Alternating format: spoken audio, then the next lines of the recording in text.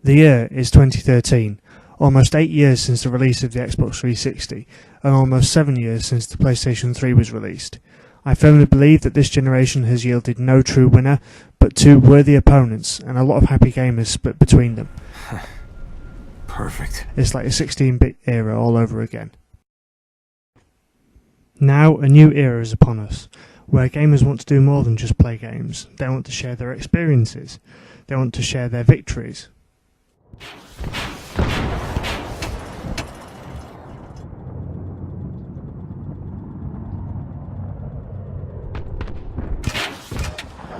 Woo! See ya! And share their defeats.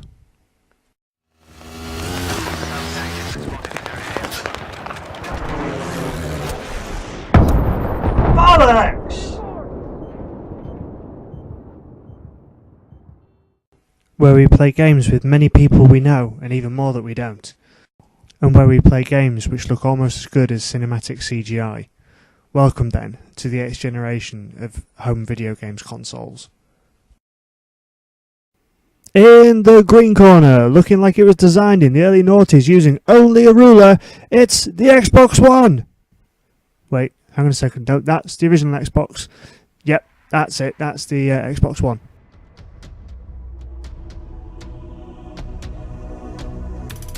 Revealed on Microsoft's Redmond campus on the 21st of May 2013, the Xbox One promises to usher in the next generation of connected gaming, featuring fantastic graphics, enhanced support for TV services, game video content creation, game video editing tools, multitasking, a revised controller, improved Kinect support, and video streaming. Video streaming means that you can be playing a game and stream that out live on the internet for other people to watch. In addition to this, your friends can also help you out if you get stuck. You can allow them to take control of your game and they can then sort of help you do it. Streaming out will require a very fast outgoing internet connection, so I'm not sure how it will work in practice, but it's certainly an interesting prospect nonetheless. It aims to be the one box that you need to do everything. Get it? One?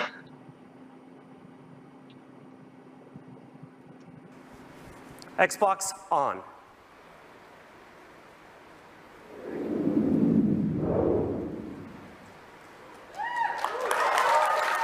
And it's that simple. So, with improved Kinect support, you can control the console by shouting at it. It can even use biometrics to understand who's turned the console on, so it can log into their profile automatically. And when you're not shouting at your Xbox, Kinect can also monitor your heart rate whilst you exercise, so presumably when you're sweating and swearing a lot, it'll see that you've just turned the controller and automatically turn the difficulty down for you, though I'm sure that hasn't been confirmed yet. There are flaws to this though. Xbox 360 owners with Kinect who were watching the press conference for the Xbox One claimed that when the word Xbox was used, their own consoles picked up on that fact and awaited instructions.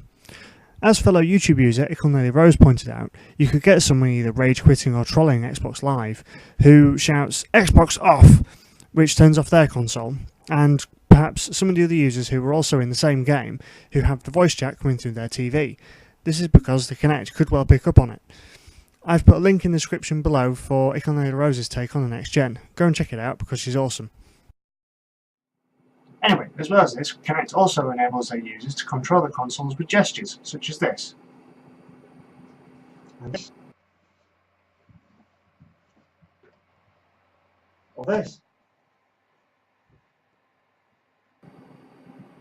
However, it transpires that a new Kinect is an always-on, required component of the new Xbox One console, as opposed to just an included add-on, which makes me think more of a gesture such as this.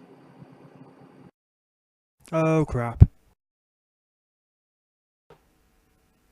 Speaking of rude gestures, Microsoft has decided to give the finger to used game sales and trade-ins.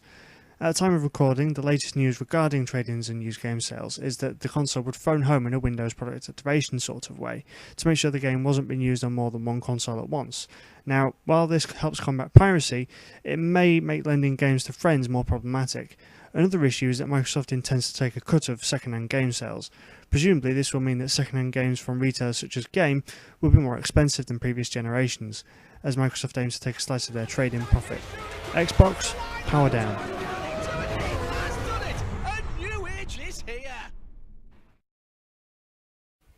And And in the blue corner is, well, you can see it for yourself.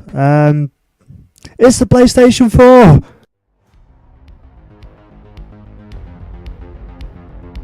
Teased in February 2013, the PlayStation 4 aims to be a device focused strongly on games, with features gamers want, such as fantastic graphics, game video content creation, game video editing tools, a revised controller, improved move support, video streaming, and even for your friends to be able to take over and help if you get stuck.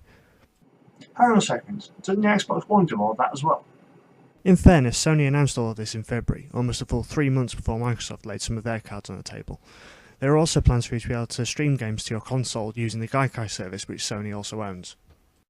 This shows rather a role reversal between the two systems. In Generation 7, the PlayStation 3 was the multimedia jack of all trades, whilst the Xbox 360 was the gaming-focused machine. Then, over time, the two began to drift closer together. This time, it looks like the Xbox One is the media box, whilst the PlayStation 4 is the gamer's machine. Both machines are really trying to do the same job, and it shows with the hardware specs. Both machines have AMD 8-core x86 64-bit APUs. Both machines have Blu-ray drives. Both machines have 8GB of RAM. However, the PlayStation 4 has GDDR5, which is much faster than the Xbox One's DDR3. However, both types of memory are optimised for different uses. The only real winner out of this is AMD, being able to shift shed loads of their APUs. In my opinion, I think that E3 is going to be a very telling time for both companies.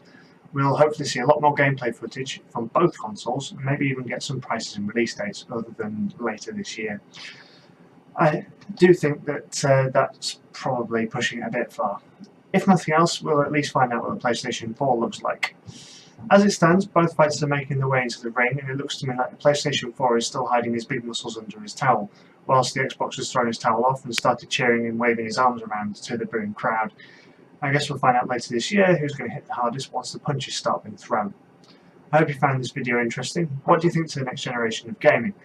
Do you think either console has a head start? Which console, if either, do you plan on buying? Please leave your thoughts in the comments box below. If you enjoyed the video, click the like button, and if you want to be kept up to date on my future videos, click subscribe. Thank you for watching. One last thing, the biggest video at the Xbox One press conference was Call of Duty Ghosts. Well played, Microsoft. Try to show off your console by demonstrating a game which will be pretty much the same on both the PlayStation 4 and the PC as well. There is another military first-person shooter coming out this year, released on PlayStation 4, Xbox One and PC.